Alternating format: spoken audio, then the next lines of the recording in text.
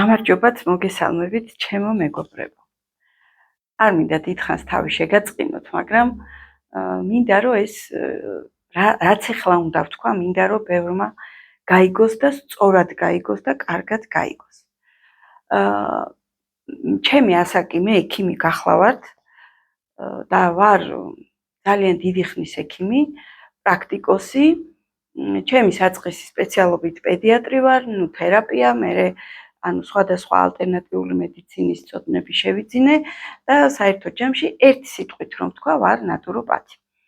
და ძალიან მიყვარს ეს ჩემი გზა და ჩემი საქმიანობა. მადლობა ღმერთს, რომ ამ გზას დამაყენა.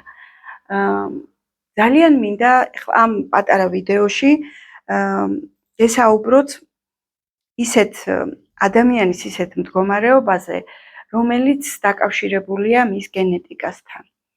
მოგეხსენებათ, რომ ჩვენი მშობლები, გარდა საპასპორტო მონაცემებისა, გვჩუქნიან ბევრ გენეტიკურ პრობლემასაც.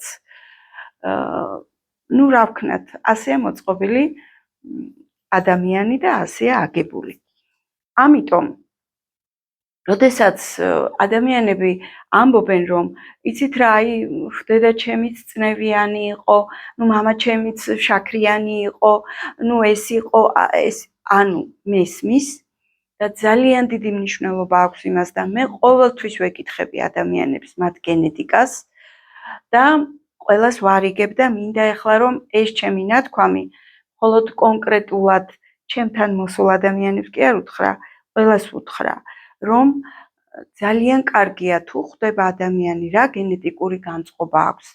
ან ვთქვათ ჩემთან, ჩემნაირებთან მოხვდებიან და გაიაზრებენ, რომ თურმე გენეტიკური განწყობა სხვა რამეა და ანუ მემკვიდრეობით გადაცემული დაავადება კიდე სულ სხვა არის, ხო? გენეტიკური განწყობა არ ნიშნავს, რომ მაინდა-მაინც უნდა იგივე დაავადება დაგემართოს, მაგრამ განწყობა არის.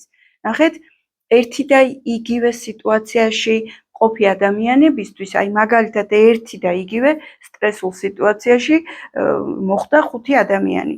ამ 5-დან ის სტრესი ყველაზე სხვადასხვანაირად იმოქმედებს, ზოგს წნევა უწევს, ზოგს გულის შეტევა დაემართება, ზოგს შაქარი აუწევს და ასე შემდეგ. ანუ გააჩნია ადამიანის ორგანიზმში თავისი გენეტიკური მიდრეკილება, საით არის მიმართული.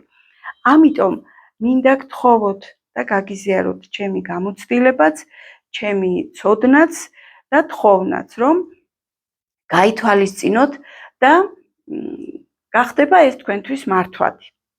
გენეტიკური განწყობა არ ნიშნავს გადაწურვას იმედის. ეს შაქარი იქნება თუ ართროზი იქნება თუ ჰიპერტონია იქნება, არ აქვს მაგას მნიშვნელობა. ჩვენ შეგვიძლია მართოთ ჩვენი ორგანიზმი თუ სწორ მიმართულებას იპოვი, თუ ისეთ ადამიანს იპოვი, რომელიც სწორად დაგარიგებს და მე არ ვგულისხმობ იმას, რომ დედა ჩემი მთელი ცხოვრება კარდიომაგნიტს სვავდა და მამა ჩემი სულ სტატინებზე იჯდა და მეც ასე მომიწევს, ეს არ არის სწორი მიდგომა. ანუ ანუ სისხლის გამათხელებამდე და სტატინებამდე რო არ მიხვიდეთ და შაქრის წამლებამდე რო არ მიხვიდეთ, ხო, და თუნდაც ჰორმონოთერაპიამდე სახსრების ართროზის შემთხვევაში არსებობს წინასწარ ისეთი პროდუქციის მიღების შანსი და შესაძლებლობა დღესდღეობით უკვე აი ესეთი კარგად ოფიციალურად ფარმაცევტულად დახვეწილი ქარხნული წესით დამზადებული პროდუქცია არსებობს, რითიც შეგვიძლია ვმართოთ ჩვენი გენეტიკური განწყობები. დამიჯერეთ, მე თვითონ გახლავართ ამ გენეტიკური განწყობის ერთ-ერთი მსხვერპლი, რომელსაც არ ვეპუები და სწორად ვმართავ ჩემს ორგანიზმს, ჩემს გენეტიკურ განწყობებს და ვუმკლავდები არაჩვეულებრივად და ძალიან კარგად.